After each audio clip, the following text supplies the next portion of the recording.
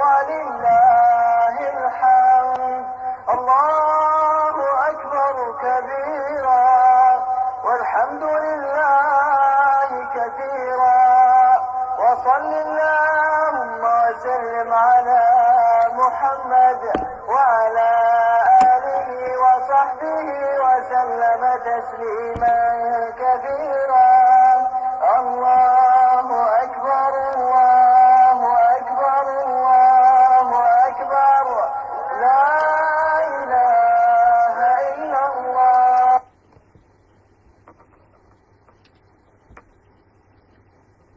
أعوذ بالله من الشيطان الرجيم. بسم الله الرحمن الرحيم. إن الحمد لله تعالى نحمده ونستعينه ونستغفره ونعوذ بالله من شرور أنفسنا ومن سيئات أعمالنا من يهده الله فلا مضل له ومن يضلل فلا هادي له وأشهد أن لا إله إلا الله وحده لا شريك له وأشهد أن محمدا عبده ورسوله صلى الله عليه وسلم. أما بعد فإن خير الحديث كتاب الله وخير الهدي هدي محمد صلى الله عليه وسلم وشر الأمور محدثاتها وكل بدعة ضلالة وكل ضلالة في النار. تمام تعریف اور شکر اللہ تعالیٰ ہی کے لیے ہے. ہم اس کی تعریف کرتے ہیں، اس سے مدد اور معافی طلب کرتے ہیں. ہم پناہ مانگتے ہیں اللہ عز و جل سے خود کی برائیوں سے اور تمام برے کاموں سے. جسے بھی اللہ کی ہدایت ملے اسے کوئی گمراہ نہیں کر سکتا، اور جسے اللہ نے گمراہ کیا اسے کوئی ہدایت نہیں دے سکتا. ہم گواہی دیتے ہیں کہ عبادت کا حقدار صرف اللہ ہے اور کوئی اس کا شریک نہیں، اور محمد صلی اللہ علیہ وسلم اللہ تعالیٰ کے بندے اور رسول ہے. اللہ اپنی سلامتی بھیجے اپنے آخری نبی پر، ان کے اہل عیال پر اور ان کے صحابہ پر. حمد و صلات کے بعد یقیناً تمام باتوں سے بہتر بات اللہ کی کتاب ہے، اور تمام طریقوں سے بہتر طریقہ محمد صلی اللہ علیہ وسلم کا ہے، اور تمام امور میں سے برے کام دین میں بدعت والے کام ہے. ہر بدعت گمراہی ہے اور ہر گمراہ کا انجام جہنم ہے. رب اشرح لی صدری ویسر لی امری واحلل عقدۃ من لسانی یفقہوا قولی. السلام علیکم ورحمۃ اللہ وبرکاتہ. میری پیاری بہنوں، آج ہم انشاءاللہ تعالی مختصر سا بیان عید الفطر کے بارے میں، عید کی نماز کا طریقہ اور شوال کے روزوں کے کچھ فضیلت ہم جانیں گے انشاءاللہ تعالی. تو عید الفطر جو ہے خوشی اور مسرت کا دن ہے. اس دن روزہ رکھنا منع ہے. یہ دن کھانے پینے اور اللہ کی بڑائی بیان کرنے کا دن ہے. خوشی کا اظہار کیسے کرے؟ تکبیرات ہمیں پڑھنا چاہیے. جیسے کہ یہ لیکچر جو شروع ہونے سے پہلے ہم نے جو تکبیرات سنا ہے وہ تکبیرات پڑھنا چاہیے. گھر میں تکبیر بلند آواز میں پڑھے یا پھر جو ہے لیپ ٹاپ میں یا پھر فون میں لگا لیا جائے. دوسروں کو بھی بتایا جائے تاکہ اس سنت کو ہم زندہ کر سکیں. تو جو ہے ہمیں خوشی کا اظہار اس طریقے سے کرنا ہے کہ تکبیرات پڑھنا ہے بلند آواز میں. لیڈیز تو ہم گھر میں بلند آواز میں پڑھ سکتے ہیں، لیکن باہر کے لیے ہمارے مرد حضرات اگر باہر نکلتے ہیں تو اس سنت کو زندہ کرے کہ بلند آواز میں پڑھنا ہے. جیسا کہ صحابہ کرام پڑھتے تھے، تب سب لوگ ایک دوسرے کو ریمائنڈ کرتے تھے کہ تکبیرات پڑھنا چاہیے، کیونکہ آپ صلی اللہ علیہ وسلم کی سنت ہے. پھر صدقہ فطر دینا چاہیے. صدقہ فطر کا مقصد یہ ہے کہ جو کوتاہیاں، کمزوریاں، خطائیں روزے میں ہم سے ہو جاتی ہیں، یہ صدقہ فطر دینے سے اللہ رب العزت اس کوتاہیاں، کمزوریوں کو دور کر دیتے ہیں، معاف کر دیتے ہیں. گویا یہ کہ ہمارے کوتاہیوں کا کفارہ ہے. صدقہ فطر کی وجہ سے اس عید کو عید الفطر کہا جاتا ہے. اس کا فائدہ یا مقصد یہ ہے کہ عید کے روز کوئی بھوکا نہ رہے. تو کوشش کرے کہ صدقہ فطر عید سے ایک دن پہلے دے. نبی کریم صلی اللہ علیہ وسلم عید کا چاند دیکھنے کے بعد صدقہ فطر دیتے تھے. عبداللہ ابن عمر رضی اللہ تعالیٰ عنہ 2 دن پہلے دیتے تھے. تو اس سے ہم کو یہ پتہ چلتا ہے کہ 28, 29, 30 جو بھی ہو، بہرحال 29 ہو یا 30 ڈیز ہو رمضان کے، تو 28, 29, 30 عید سے پہلے، لیکن عید کی نماز سے پہلے دینا چاہیے.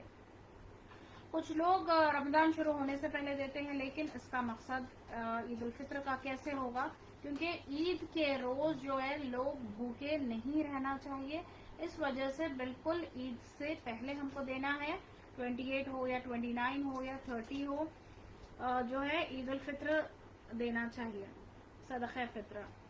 پھر عید کی نماز سے پہلے ہم کو دینا چاہیے. رسول اللہ صلی اللہ علیہ وسلم نے فرمایا جس نے عید الفطر کا فطرہ جس نے عید سے پہلے دیا اس نے فطرہ دیا، جس نے عید کے بعد دیا وہ اس نے صدقہ دیا، تو فطرے کا ثواب اسے نہیں ملے گا. تو اس سے ہم کو جو ہے خاص دھیان رکھنا ہے. عید الفطر کا جو ہے کھانا وہی ہوگا جو ہم کھاتے ہیں وہی ہم کو دینا ہے. اس کی تعداد ہر فرد کی طرف سے 2.5 کلو اناج دیں گے. ہر فرد یعنی کہ فیملی ممبر جتنے بھی ہو ہر فرد کے حساب سے 2.5 کلو اناج دیں گے. دکان پر ہم اکثر دیکھتے ہیں میری بہنوں کہ جو خراب ہوا جو اناج ہے یا کیڑ لگا ہوا ہو تو وہ لوگ کیا کرتے ہیں فطرے کے لیے رکھتے ہیں. پہلے ہی وہ لوگ پریشان رہتے ہیں، اپنی غربت سے پریشان رہتے ہیں. ہم کو انہیں ویسی چیزیں دے کر اور پریشان نہیں کرنا چاہیے بلکہ وہی دینا چاہیے جو ہم کھاتے ہیں. فطرہ جو ہے صرف گیہوں ہی نہیں ہوتا بلکہ صحابہ کرام کے وقت 5 چیزیں جو ہے فطرہ دیا جاتا تھا. گیہوں، چاول، منقع، کھجور، پنیر یہ لوگ دیتے تھے. گھی بھی وہ بہت پسند کرتے تھے. تو تحفے کی شکل میں دیا جائے، اچھی طریقے سے اس کو پیک کر جو ہے ہم دے سکتے ہیں. اچھے سے اچھا جو ہے ہم چاول بھی دے دیں یا پھر اگر ہم آٹا دینا چاہ رہے ہیں اس روز تو ہم آٹا دے دیں. بہرحال ان لوگوں کی عید اچھی ہونا چاہیے. تو پھر ہم لوگ اپنے حساب سے 2.5 کلو کا جو ہے حساب لگا کر ہم لوگ اچھی سے اچھی چیز دیتے ہیں کیونکہ یہ ان کے لیے نہیں بلکہ ہمارے روزوں کا کفارہ ہے یہ کہ ہم سے کوئی غلطی کوتاہی ہو جائے تو ہمارے اپنے خود کے لیے ہے یہ. تو اس وجہ سے جو ہے ہم کو اچھی سے اچھی چیز دینا چاہیے ان لوگوں کو. تو 2.5 کلو میں کوئی بھی چیز ہو سکتی ہے اگر آپ کے پاس استطاعت ہو. بس یہ تو میری طرف سے ایک آئیڈیا ہے کہ عید کے روز کیا پکتا ہے ہمارے پاس تو وہی 2.5 کلو سے جو ہے ہم دے سکتے ہیں ان لوگوں کو.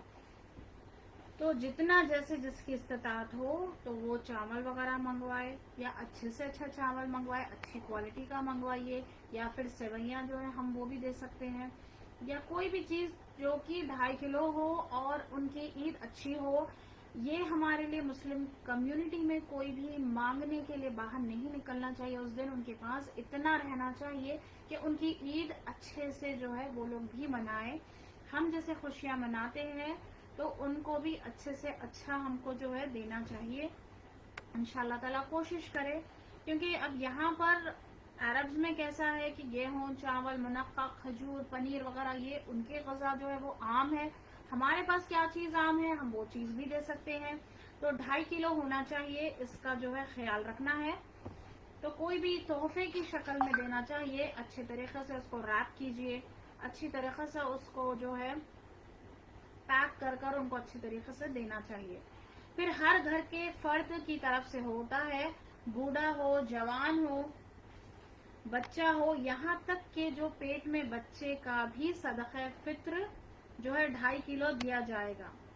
ہر وہ شخص جو دینے کی طاقت رکھتا ہو اسے جو ہے دینا ہے. مستحق کو ڈھونڈ کر ان تک پہنچانا چاہیے، یعنی کہ جو مستحق نہیں ہے ان کو بس ہم یوں ہی نہیں دے سکتے ہیں بلکہ ڈھونڈیے، اس کی بھی تیاری پہلے سے کر لیں کہ جو ہے مستحق لوگ کون ہیں. آج کل تو جو ہے اس وبا کے جو ہے اس میں کئی لوگ کافی پریشان حال ہے. تو جیسے جو مستحق لوگ ہیں ان کو ڈھونڈ کر ان تک صحیح طریقے سے پہنچانا ہے.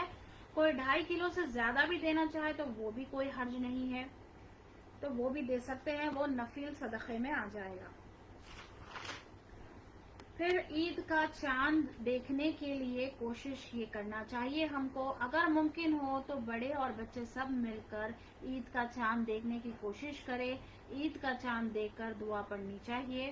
ویسے ہم نے پہلے بھی استقبال رمضان میں ہم نے لیا تھا کہ جو چاند دیکھتے ہیں تو ہم کون سی دعا پڑھتے ہیں، اللہم اہللہ علینا بالیمن والایمان والسلامتی والاسلام ربی وربک اللہ.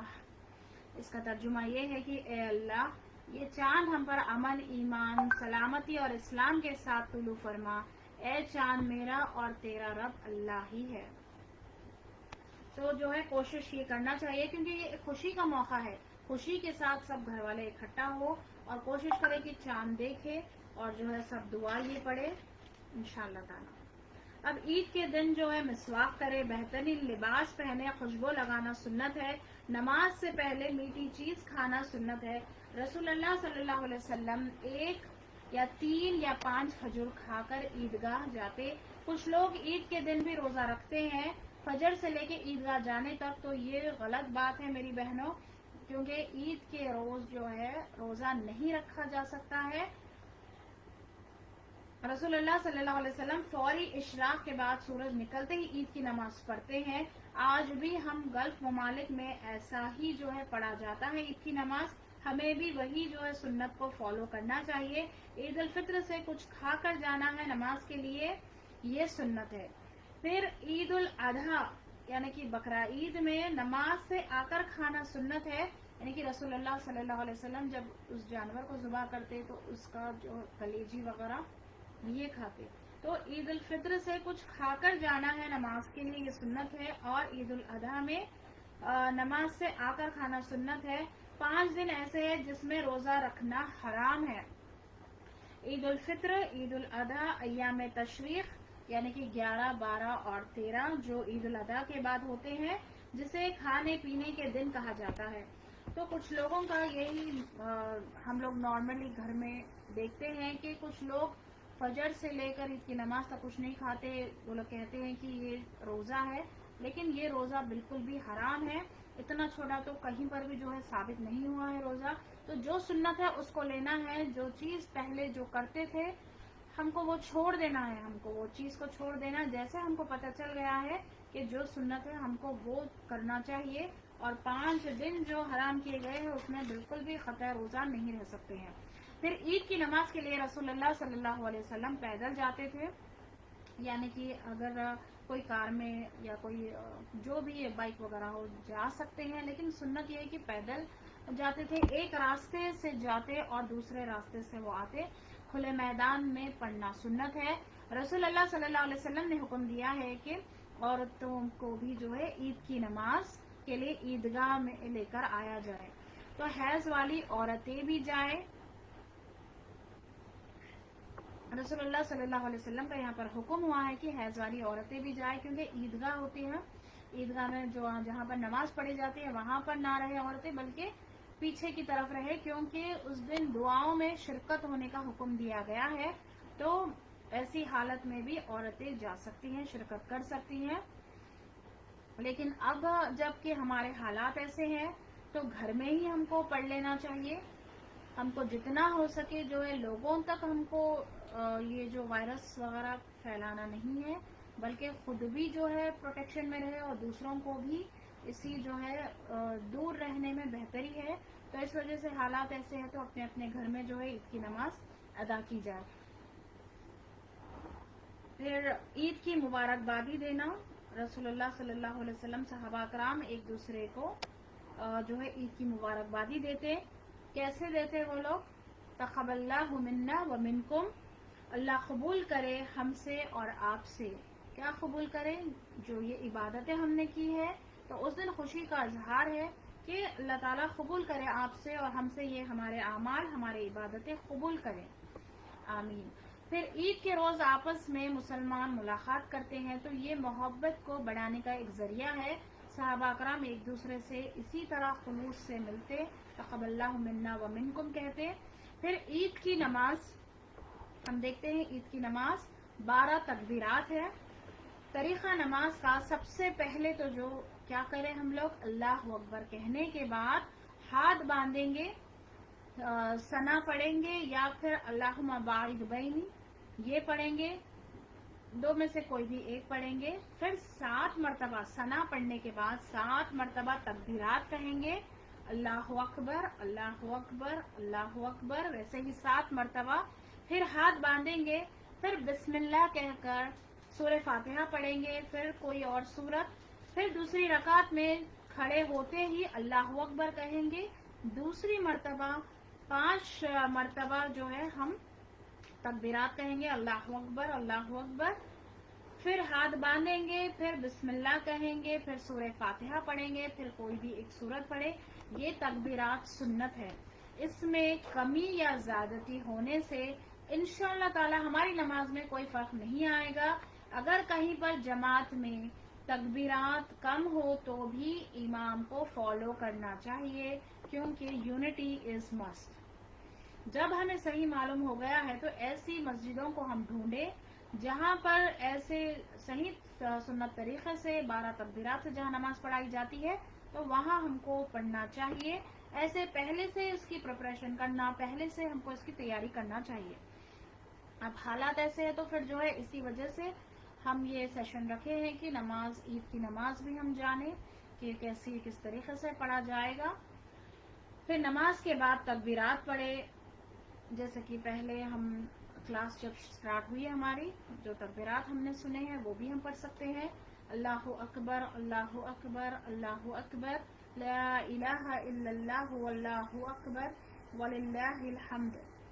یہ جو ہم نے ابھی سنا ہے، کئی قسمیں ہیں تکبیرات کے، تو ہم یہ بھی پڑھ سکتے ہیں. بہرحال تکبیرات پڑھنا چاہیے. پھر عید کے دن سوتے رہنا یا یہ کہنا کہ بہت بور ہوتا ہے، مزہ نہیں آتا ہے، تو یہ ناپسندیدہ چیز ہے. اسے نعمت کے ملنے پر اللہ کا شکر ادا کرنا ہے. صبح سویرے اچھے سے زیب و زینت اختیار کرنا ہے. صبح میں اٹھے، جلدی سے فجر کی نماز پڑھے. اس کے بعد میں جو تیاریاں ہیں وہ تیاریاں کر جو ہے ہم عید کی نماز کی تیاری کریں، یا پھر فجر سے پہلے ہی تیاری کر لیں. ہم لوگ کچھ وقت پہلے اٹھ جائے اور نماز، ہم لوگ فجر کی نماز پڑھے، اس کے بعد میں ذکر کرے، اس کے بعد فوری اشراق پڑھنے کے بعد فوری عید کی نماز پڑھ لے. یہی سنت ہے اور اسی طریقے سے ہم کو فالو کرنا چاہیے انشاءاللہ تعالی. تو اچھی طریقے سے، اچھے حالات میں اچھے سے رہ کر، کچھ لوگ کیا کرتے ہیں جیسے ہے ویسے میں جو ہے نماز ادا کر دیتے ہیں، لیکن نہیں، خوشی کا ماحول ہے تو اچھے اچھے کپڑے پہن کر، کیونکہ جب نماز ہی نہیں ہے تو پھر عید کا جو ہے کیا ہوگا اس کا مقصد بتائیے. عید کی نماز ہم پڑھتے ہیں، عید کے وقت ہم اللہ سے دعائیں کرتے ہیں، تو اچھی حالات میں جو ہے، اچھے حالات میں ہم پہنے اوڑے، عطر بھی لگا، کیونکہ ہم لیڈیز تو الحمدللہ گھر پر رہتے ہیں تو ہم اچھے سے عطر لگائے اور اچھی دعائیں ہم مانگے اس دن. تو اچھے سے زیب و زینت اختیار کرے، تمام چیزوں سے پرہیز کرے جو اللہ تعالیٰ کو ناپسندیدہ ہو. تو اس دن اچانک لوگ کیا کرتے ہیں، عید ہے آج تو ہم کچھ بھی کر سکتے ہیں، میوزک وغیرہ لگا لو یا جو چاہے کر لو، یا پھر نمازوں کی پابندی نہیں. تو میری بہنوں، ایسا بالکل بھی ان چیزوں سے جو ہے پرہیز کریے، کیونکہ 1 مہینہ ہمارا ٹریننگ کا پیریڈ ہوا ہے. اس کے بعد میں ہم اچانک عید کے دن شور شرابہ اس طریقے سے نہیں کر سکتے ہیں. جیسے ہم نے گزارا ہے عید بھی ویسے ہی گزارے، جیسے اللہ کو پسند ہے ہم کو ویسے ہی گزارنا ہے. پھر اللہ ہم سب کی عبادت قبول فرمائے. اب رمضان کے بعد ہماری کیا ذمہ داری ہونی چاہیے؟ رمضان کے بعد اب ہماری کیا ذمہ داری ہونی چاہیے کہ رسول اللہ صلی اللہ علیہ وسلم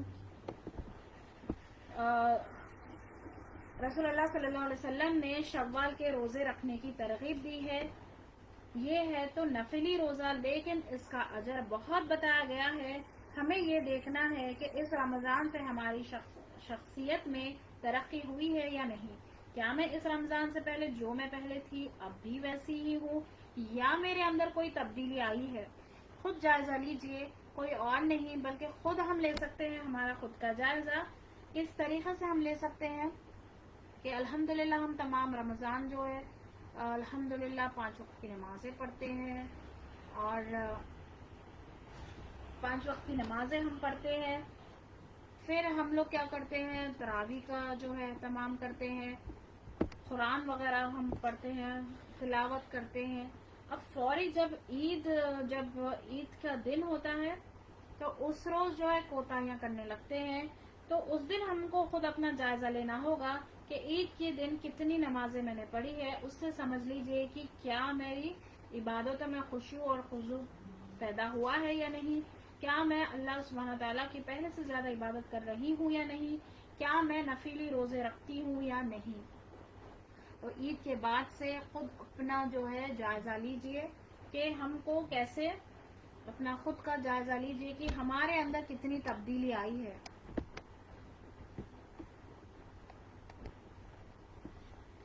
نبی صلی اللہ علیہ وسلم نے فرمایا جو رمضان کے روزے رکھے اور شوال کے روزے رکھے، ایک ساتھ رکھے یا پھر الگ الگ شوال کے مہینے میں الگ الگ روزے بھی رکھے جا سکتے ہیں، اسے سال بھر روزے رکھنے کا ثواب ملے گا. اب نماز جو ہے 50 دی گئی تھی ہم لوگوں کو، پھر کم کر کے 5 کر دی گئی ہے، لیکن ثواب 50 کا ہی ملے گا. اسی طرح ہم روزہ رکھتے ہیں